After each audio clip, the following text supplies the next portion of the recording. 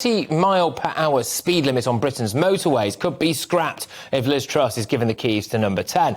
The Tory leadership candidate said instead that she'd look at scrapping speed limits altogether on the three-lane carriageways and follow a similar model to that of Germany, the only country in the world without a national speed limit. Their deaths on the road have dramatically decreased year on year over the last decade. I suppose the difference there is it's mostly Germans driving those cars, not British boy racers. So, with no speed limit on our motorways, can us Brits handle the need for speed? Ben Collins is a racing driver and, of course, the former Top Gear Stig. He joins me now. Where's your helmet?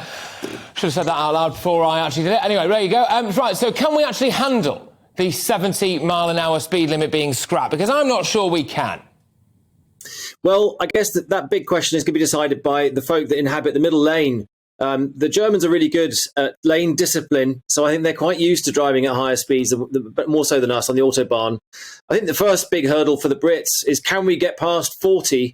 So many of the motorways now are jammed up with roadworks. You can't get past 40 mile an hour in an average speed zone. But I would welcome the scrapping of those cameras and certainly raising the speed limit to 80.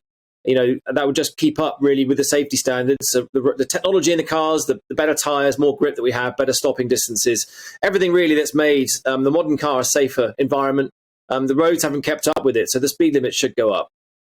Fantastic point, actually. With the speed limit could be 1,000 miles per hour, but whenever I go up and down the M1, I barely get over 30 at the moment. So, yes, maybe there's not too much of a point to that. But some people will say, look, this is going to lead to accidents. We've biffed off the hard shoulder. OK, so there's none of that anymore. So if you're travelling now at 100 miles an hour and something kicks off, there's nowhere for you to even go. Is it not hard to justify this increase in the speed limit if indeed you're ever able to hit it? There's always a debate on safety. The irony is that actually, when you're travelling at higher speeds, you tend to focus more. A lot of these sort of constant, average speed zones, you destroy people's concentration. You just switch off basically, and you end up having pile-ups with other cars. Referencing the smart motorways, I'm glad to see that they're looking into that and reviewing it, because it looks so far that the stats are showing that they're maybe twice as dangerous as the old school motorways, where you had a hard shoulder and something to run into, and a safe space to fix your car if you had a puncture. So that's under review, and I think that they will find out whether smart motorways are really the future or not.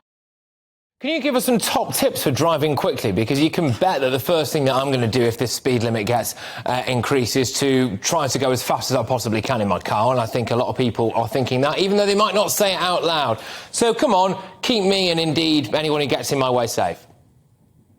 Basically, I mean, at the higher speeds, you just need to allow a safer distance in front of you so that you've got space to stop and look further ahead. That is the most obvious thing you learn when you're travelling at higher speeds, is to look further in front. You've got more time to deal with situations as they arise.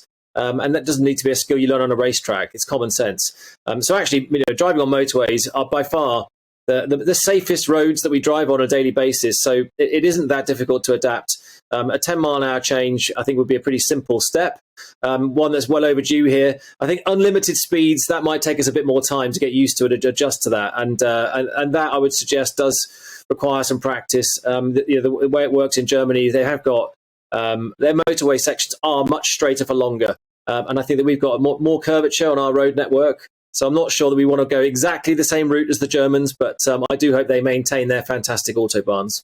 Yeah, indeed. And also, just very lastly, Ben, we've not got long left. My understanding, anyway, of the driving tests in Germany, and I think in a lot of Scandinavian countries as well, are a lot more rigorous than the ones that we have here.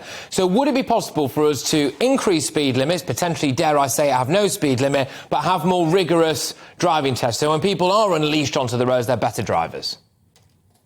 Certainly, the Scandies, I mean, they focus more on adverse weather conditions. We tend to have a meltdown here when it snows, and because we get less snow and ice than they do in the Nordic countries. So it's understandable that they train for those environments. I think there is a shortage of real-world experience. I think that's partly changed recently in the driving test. But traditionally, there was no training on motorways. When I passed my driving test, you didn't have to even go on a motorway to be assessed at that point.